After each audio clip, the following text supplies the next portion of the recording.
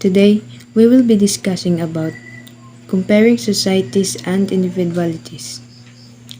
So, comparing societies and individualities that involves analyzing cultural norms, values, and practices to understand how they shape people's behaviors and identities, like how collectivist societies prioritize group harmony while individualist societies emphasize personal freedom.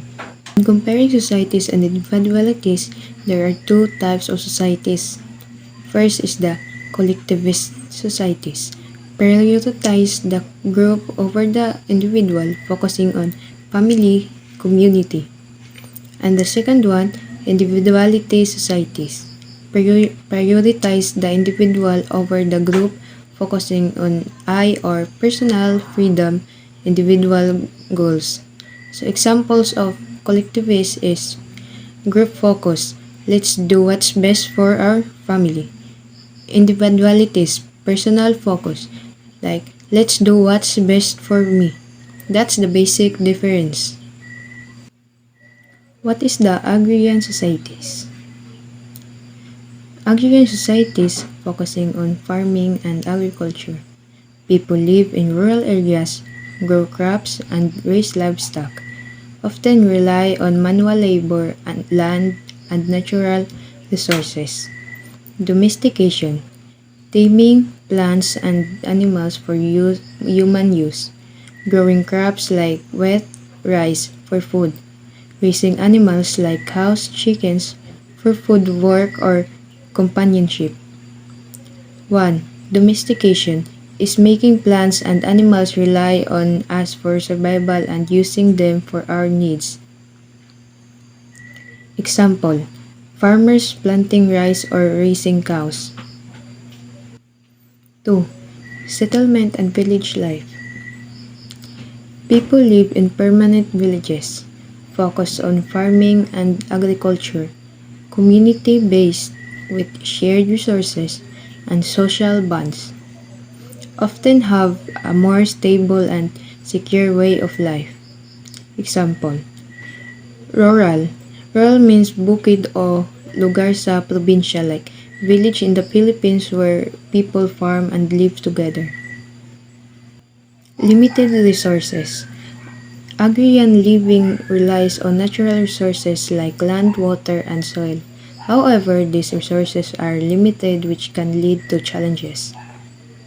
Like, limitadong lupa para sa pagsasaka, kakulangan ng tubig, pagkasira ng lupa, limitado ang akses sa modernong teknolohiya at pinansyal. Example, nabawasan ang ani ng magsasaka dahil sa tagtuyot at kawalan ng irigasyon. Social hierarchy in agrarian societies. Social hierarchy refers to the ranking of people based on their access to resources like land, wealth, and power. Challenges and limitations include 1. Limited social mobility. 2. Unequal distribution of resources. 3. Power imbalance between landowners and laborers. 4. Limited access to education and opportunities. This hierarchy can lead to social and economic disparities, affecting overall community development. Example, village hierarchy. Landform like rich owns most land, farm owners middle, own smaller land, hire workers. This shows how power and resources are unevenly distributed.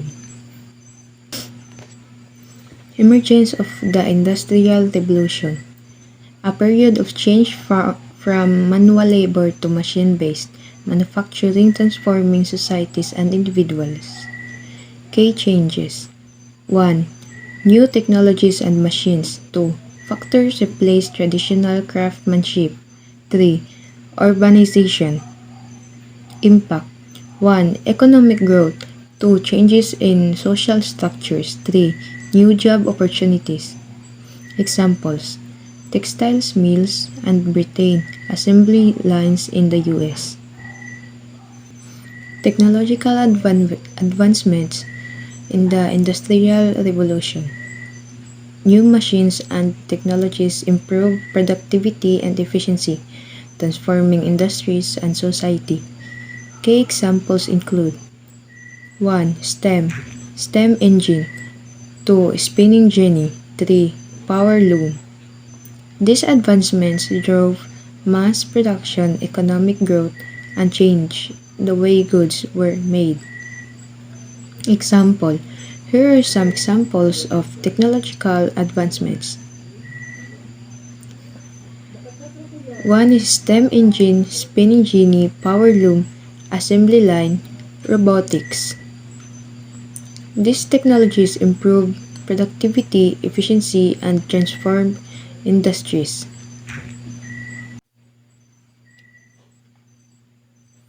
Urban centers, cities that grow around factories and industries, attracting workers and becoming hubs of economic activity. Examples 1. Manchester, UK. 2. Birmingham, UK. 3. Pittsburgh, USA.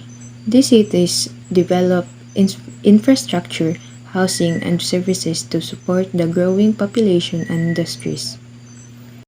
Shared experiences in virtual societies.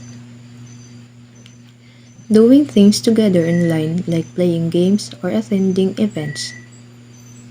Examples 1. Online gaming with friends. 2. Virtual concerts. 3. Group discussions. Accessibility.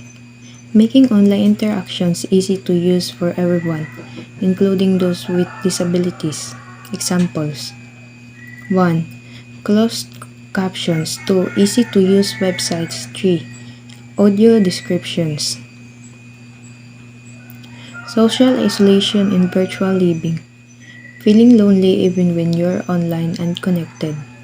Examples: spending too much time alone online, missing out on real life. Blurred boundaries. When work and personal life mix, making it hard to separate one from the other. Examples: checking work emails during family time, working from home, and getting distracted by household chores. 3. Answering work calls during personal time. Setting boundaries. Creating clear rules to separate work and personal life. Examples: not checking work emails after 5 p.m. Designating a specific workspace at home. Setting aside device-free time with family. Blurring boundaries is when lines between work, personal life, and technology start to fade. Examples: working from anywhere like home, coffee shop, etc. 2. Social media mixing personal and professional life. 3. Constantly connected to work emails and messages. Evolving identity. When people's sense of self changes due to new experiences, technologies, or societal shifts. Examples: 1. Changing gender identity or expression. 2. Shifting cultural or national identity. 3. Online personas versus real-life identities. So, why do we need to learn about comparing societies and individualities? We need to learn about comparing societies and individualities to understand differences, foster empathy, and gain new perspectives in an increasingly interconnected world.